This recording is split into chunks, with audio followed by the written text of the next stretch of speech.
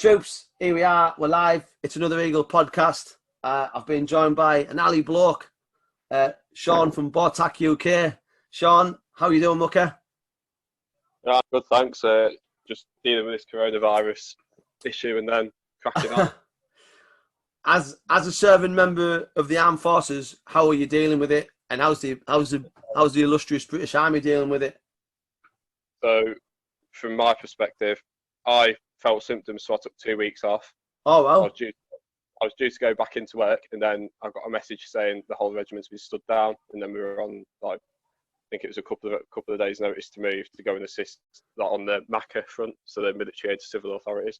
Yeah. And so far, nothing's come of that because we've all seen the photos, and even I got called back into the reserves to go and do a bit. As nothing, I think nothing's come of it as of yet for you guys in your regiment. No, not yet. No. The way it's looking, Mucker, I can see that it's going to end up getting a bit spicy. Whatever that will entail, I don't really know. So let's talk about your brand on Instagram, Boartacuk UK. First thing I noticed about your brand, mate, is that logo is class. Did you draw it yourself, or has someone done it for you? Yeah. So one of my mates in the Royal Anglians, he pointed me in the direction. So he's like, just follow this guy, and it's one of the lads he served with in Poachers, and he does graphic design on the side. And I just said, right, I want a new logo, make it look sweet, stick a helmet on it, and he come back with something, and it was a bit crap really, but it was only a sketch. He was like, right, I'm on ranges this week and next week. I'll do something in the evenings, and I'll get back to you by Friday. And then by the Tuesday or Wednesday, he come back to me with that MTP multicam logo. Yeah. I was like, that's my bomb. So I think he wanted. So normally he'd charge 60 quid for that and some stickers, and he charged me 30. And because I knew the person who recommended, because he knew the person that recommended me to him. Yeah. I got it all for 30 quid, and I was like, and he sent me 3 different logos. So I've got like the Boartacuk UK, just the writing, the boar's head with a black outline, and then one with a white outline. And just got all that done. Yeah, no, it's sweet. So what would you describe your brand as? Like, we talked, me and you spoke before the podcast started, but what exactly is it that you do for those who don't know? So obviously a lot of people within the military realise that the kit's not up to standard a lot of the time. So people like to have it tailored and altered, and not everyone's got the skills to do that. So I like to offer my services with my knowledge in tailoring and whatever, to be able to provide what they want. So sort of like bespoke kind of work really. So I started off, so I'd say my biggest seller is probably the AeroPress pouch. Right. One of my mates messaged me. He's like, right, I've got an AeroPress, got all this coffee. I need something to keep it in for when they go on ranges and exercise and stuff. I was like, all right, give me a sec. And I come up, it's a really basic design. And I came up with that in about an hour. Showed him, he was like, yeah, crack on. So I made it really crap the first time, like all wrong materials. It's when I was just first starting off. And after that, I'd got the right materials, started making them more, but it was taking me a lot of time. Then from there, David up at Contact Left in Merseyside, so he's got a lot of contracts with like public services doing stuff for counter-terrorist police and all sorts. He was like, right, I'll take this on. So I went up there, drew up a template for him, and he's like, right, we'll produce it for you. You buy it off us, and then you charge whatever you want for it. So I was paying him 20 quid a pot to make them for me, and then I was selling them off for 40 to 45 pounds, and I sold about 40 odd. So that's probably like the best thing I've done. But it was very early on as well. But since then, I've been doing like just little bits, like aesthetically pleasing things, like multicam Velcro onto camouflage shirts for work, and tailoring. I started doing Claymore bags, webbing pouches. I did a day sack, but I rushed it towards the end because I was really eager to finish it, and I missed out loads.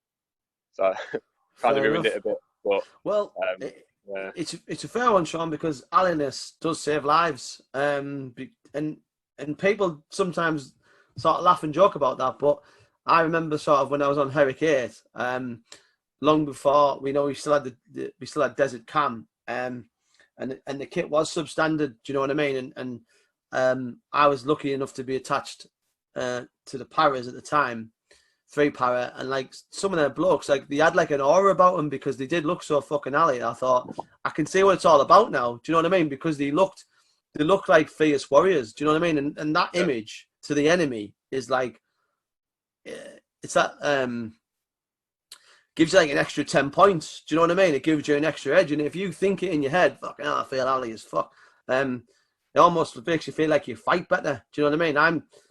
I'm very conscious when I'm out in the hills myself about what I wear. Do you know what I mean? And like, I like to think, I look the part all the time. Do you know what I mean? Like, I haven't got, and I'm going to ditch on it a bit, but I haven't got my socks over my trousers, and I haven't got a big woolly jacket on and a big flat cap. Do you know what I mean?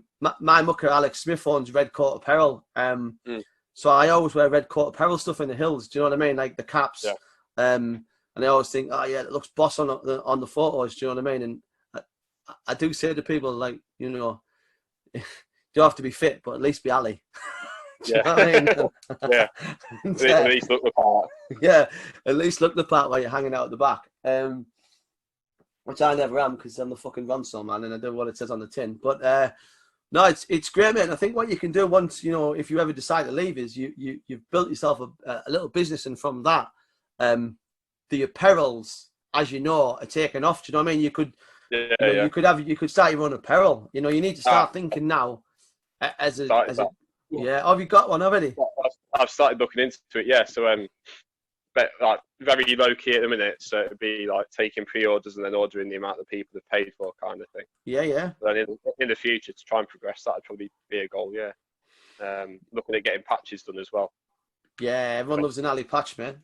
Yeah. Fucking right. Of the Boar's Head.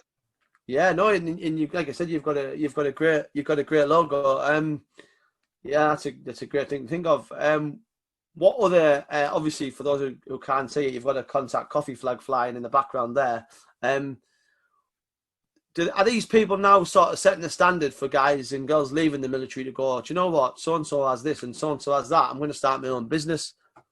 I'd say so, yeah. I mean, it's a big motivator, I'd say. I mean, everyone's got a little skill hidden somewhere. So if you can utilise that when you get out, just to make a bit of extra cash, even if it's on the side of a mainstream job, it's definitely worth doing. Yeah. I mean, I think the guy who does have you seen the challenge coins on Instagram? Challenge coins? No, I've not seen it. Who's that guy? Yeah, I think he's ex-Remy, but they are the industry standard for challenge coins now. And I don't know anyone who doesn't go to him for challenge coins. I mean, they're multicoloured, they're enamel, they're 3D design, they're all bespoke. Wow. They look really, really good. Wow. I think he's called Challenge Coins UK. Right. Okay. When you say challenge coin, so as in, if you did have like an ultra marathon, you could have a coin made saying, "I did this fucking ultra marathon." So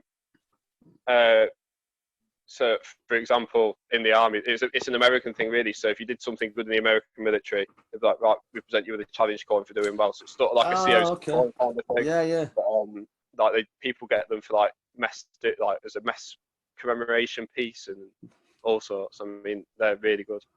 Top student. Not that low key, I don't think. But. So sub 8 minute PFT in boots uphill. Yeah.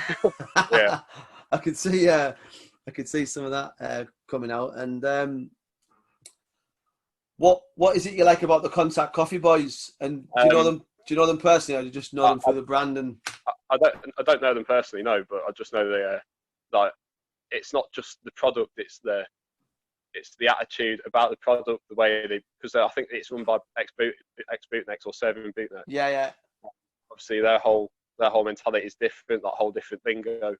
I just find it funny to read, but it's the whole ethos behind it. Same with Red Coat Apparel, same with Fight or Perish. Yeah. Same with anyone like that. It's the ethos behind it is what sells it as well. Yeah. Who's the shirt you've got on there? Who's that shirt? This is Fight or Perish. Right. Okay. So that's done by from some guys down at St Athens, and one of them was, I think, one of the people that's got hands in it was like senior armourer. Oh, right, okay. Like he was the armourer trade champion, and he was like, right, have a look at this, and I had a look at it. I was like, right, I'll get a patch and 2 t-shirts.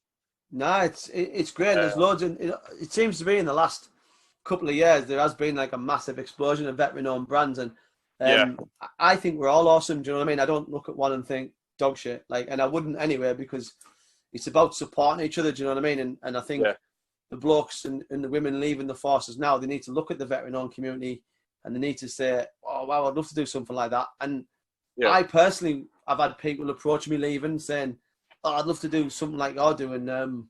How do I go about doing it?" And I'll give anyone my time of day. Do you know what I mean? To help them out.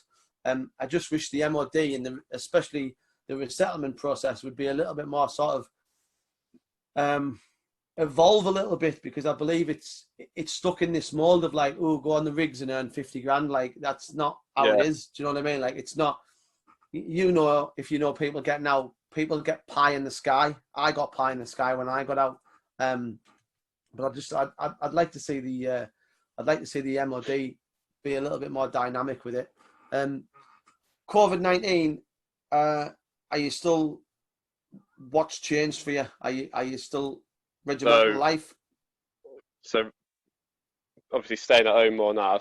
So pros of that are I'm getting to spend a lot more time with my newborn daughter, which is congratulations. Great. Nice one. She's 9 weeks old now, so she's getting a bit more active. More time with the wife. Obviously, she was getting tired of doing everything all day, every day while I was at work. So me being here to help out a bit, helping her out. Getting stuff done around the house as well. That's a pro. Cons are I'm going to be massively behind on work when I get back. Yeah. What is it you do? You're an armourer, aren't you? Armourer, yeah. Right, okay. Can't do what else is a con really. So meant to be on Easter leave now, so meant to go up to the north, see family and take the burn round and everything, show it to everyone. Fair play. Obviously that's not happening now, it's probably not going to happen for a while. So probably looking at all the time that she's going to get to see everyone, which is a bit later than we wanted, but as long as it happens eventually, we'll be happy. Yeah, and look, it's a needs must thing, isn't it? Do you know what I mean? It's like this has come out of the blue from nowhere, and it just goes to show us that, you know, we spend all this money on warships and tanks and alley kit and fighter planes, and at the end of the day, we've been rocked by a microscopic virus. So maybe we should have been on our NBC a bit more. Do you know what I mean? We should have been on the skills and drills a little bit more. It's definitely an interesting time. Do you think personally you'll get called in? Do you think you'll end up somewhere? I've no idea, because I think I'm not sure entirely what's going to happen. I've just got to play it by ear, I suppose. Yeah. What? And as well, obviously, you know, you have you done any operational tours? Have you been anywhere? No, I've not, unfortunately. No. Because obviously, I've been on main group. Yeah, no. At the end of the day, mate, if there's no conflicts on, there's no conflicts on, is there? I mean, no. I was lucky to serve when Herrick was in full swing. So like, every man Jack went to Herrick. Do you know what I mean? Like, no one got away from that. But you got to do what you joined the army to do. So trade Pacific wartime routes. Like, if you'd have been in Afghan as an armourer, you'd have been busiest. Do you know what I mean? Busiest man there. Fixing weapon systems and all sorts. Is that what you do? Yeah. So it's a good job, man. It's a good job. What made you choose that? Because there wasn't anything like it on Civvy Street. So instead of going down the pub on a weekend off saying, I've been, like stacking shelves or fixing cars, so I've been fixing weapons and on ranges for 6 weeks. Yeah. Sat on the gun line and stuff. So. Yeah. Are blokes still trying to put too much flannelette through the rifles? Mm-hmm. Always. Or not even flannelette, just like cut up bits of rag. Couldn't find the flannelette. Look over your shoulder. Oh. Yeah. I just cut up this old t-shirt or a bit of sock and I get that down there. What? As I was leaving, sort of all the new awesome weapons were sort of just coming into service. Like, it seems to be like there's a lot of new awesome kit in service. Do you work on all of it? So when I was at infantry units, I was hands on everything. Yeah. Obviously coming to engineers now, they've got jack shit compared to infantry units. Like, yeah. So when I was with the infantry, sharpshooter, just simple piece of kit, standard AR-15 platform, easy to work on. Yeah.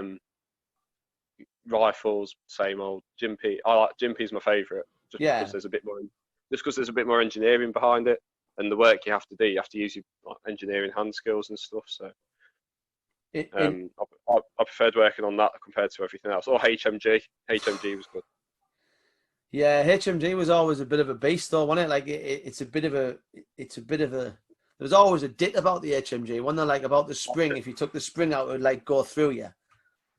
I was on a shit dit. I was on a range package. It was on a. It was on a. Like, I think it's day 2 of the Carder, and they were firing. And I'd done the pre-firing checks, and I was just changing like the locking block on one of them inside the breech extension or barrel extension, and I was just working away ear defs on everything. I just heard a bang, and I was like, "What the hell?" And I just looked down, looked back up. Guy leaning backwards. Medic had run over, and basically the breech explosion, so a round had gone off prematurely. Oh wow! The barrel broke, and the guy went to hospital with shrapnel in his leg. And I was like, "Oh shit!" I sat on the range for a whole bloody day waiting to get told that nobody was coming to investigate it. Well, yeah. So if you know Walcott, yeah, it was on Walcott. It was a bit boggy and wet in the middle of October. Yeah, that's the best place.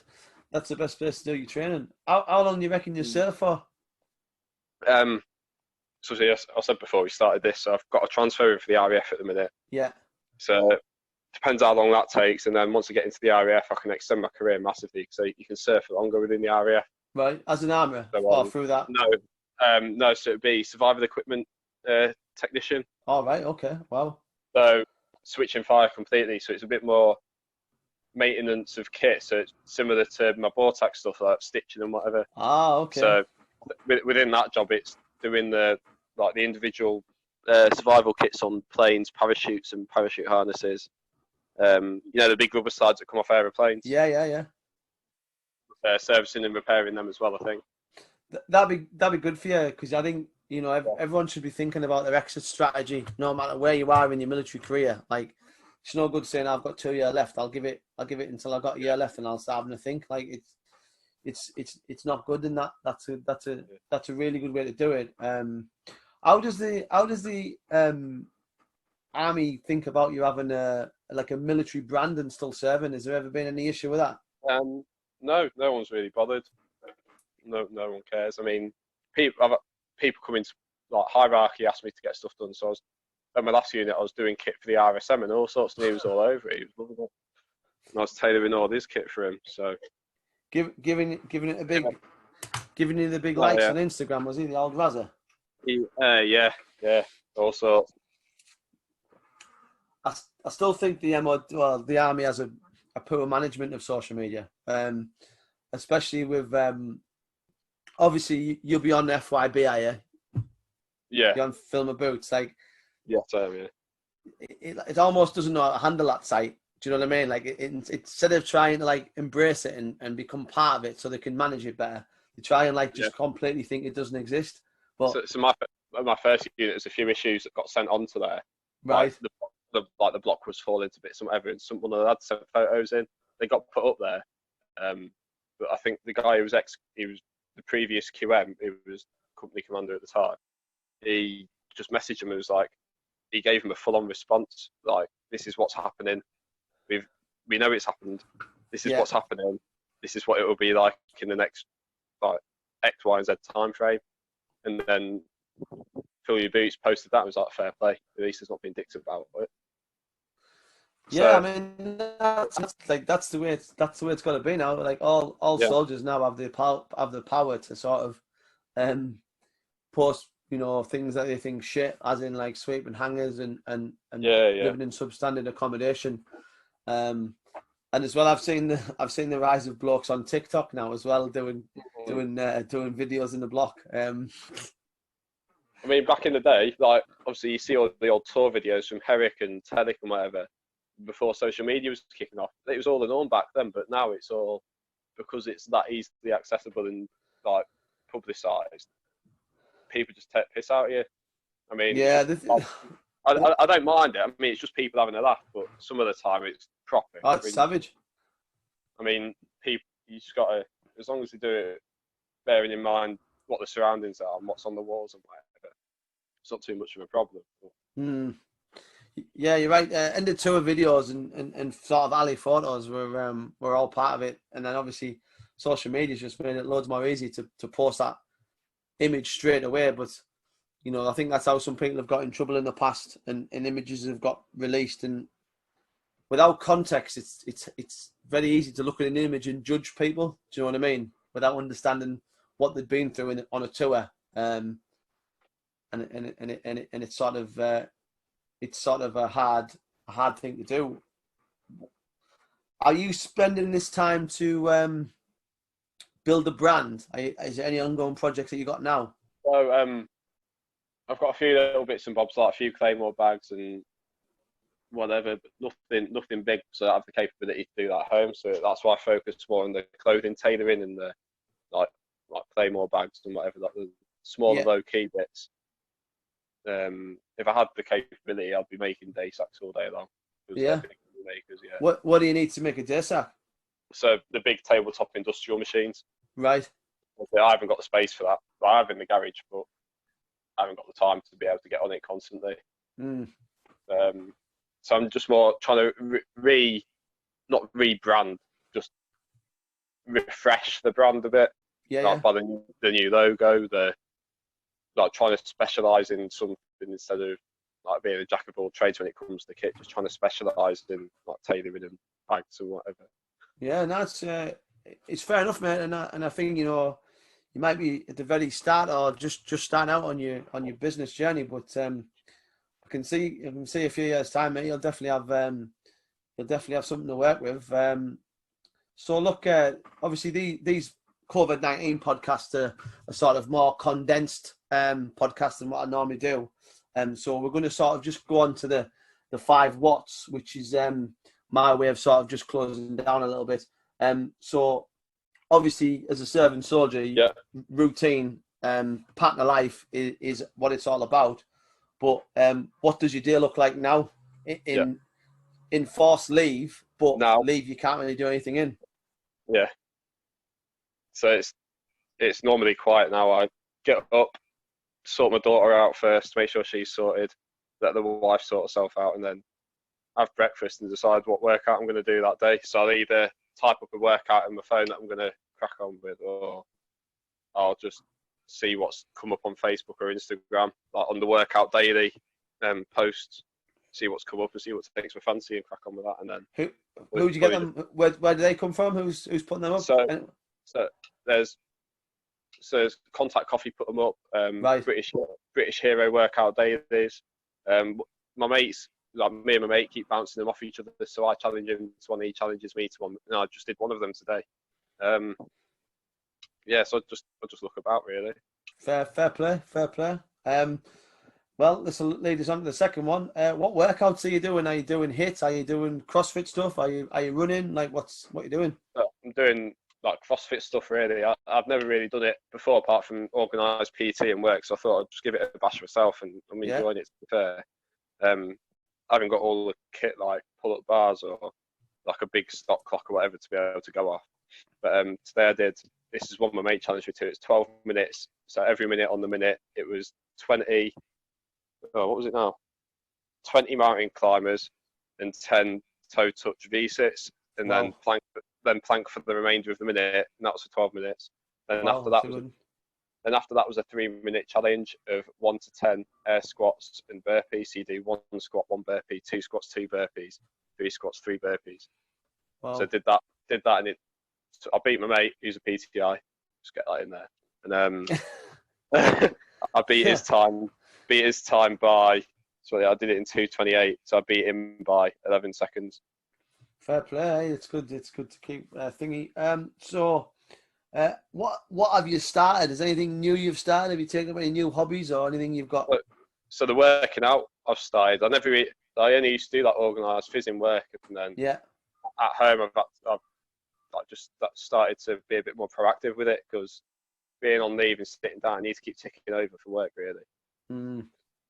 It's a lifestyle change from doing phys every day to doing nothing, so I need to keep the body ticking. Yeah. I've ordered one of them tactical fitness weight vests. So it looks like it's basically a plate carrier with Plate carrier, two weighted plates in. So I've ordered one of them just for like when I'm doing my body weight exercises. I've got that's probably the only thing I've started that's fresh. Fair play. Fourth one, mate. What have you stopped doing? Anything you've stopped doing that you used to love to do? Xbox, really, since having a child. Get it sold, lad. Get it sold. There's no need for an Xbox now. They're for beefers anyway. Xbox is for beefers. I used to play FIFA constantly, and now, like when I've got a spare minute, it's with the daughter instead. Yeah, but we use the Xbox for entertainment more than anything now, like Disney Plus and whatever. Yeah, Disney Plus. Disney Plus has had 3 shout-outs today on this podcast. I want to start getting some money from Disney. Yeah, I'm a big fan, man. Disney Plus is class. Fifth and final one, mate. What's the first thing you're going to do after lockdown? So me and the wife have been discussing this, and it was, so we live about an hour away from Portsmouth, and we absolutely love Portsmouth, especially in the sun. So we're going to go down to Portsmouth all day with the daughter, and then just explore around, go out for a meal, do a bit of shopping. But I think we're going to do that a bit after lockdown's ended, because the first day that lockdown's lifted, it's going to be a shitstorm everywhere. So probably going to let it blow over a bit and then go out and enjoy it. Fair play. Sean, where can people find you, mate, on Instagram? Instagram at Boartacuk. So Website? BOAR. No website, it's just all on Instagram. Just DM on Instagram if you want anything doing. Sound. Look, Mucker, cheers for your time. I really appreciate you coming on. I think you've got a great band, and I think you've got a great potential for either an apparel or something else off the back of it. And again, mate, cheers and stay safe and keep on drinking the coffee, yeah? Cheers, mate. Take care. Cheers, buddy. Bye-bye. Bye. Bye.